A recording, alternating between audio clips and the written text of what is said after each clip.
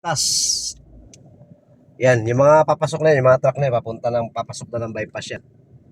So exit ng Balagtas, ano, eh hindi natin kayanin, mukhang ubusin ang oras natin ito. Ito halos walang galawan eh. Halos walang galawan yan.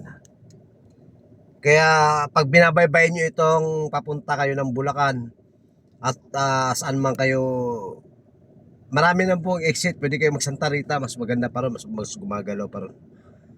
Kaysa dito, talagang ipit kayo dito sa Balagtas, ayan oh. Kaya nga no choice tayo kundi babalik ako. Buti na lang pwede mag-U-turn dito. Kaya lang exit ka muna bago ka mag-U-turn.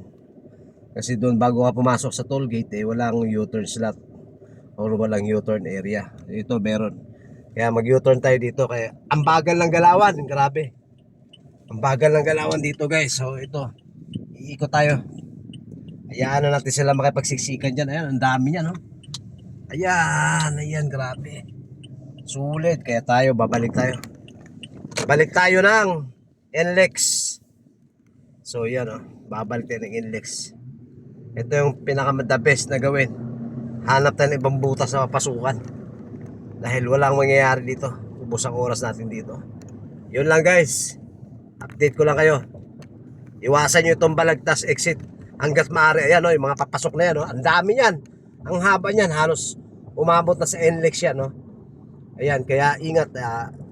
Mas mabuti huwag na kayong gumamit ng Balagtas exit. Pwede kaya mag-Santa Rita.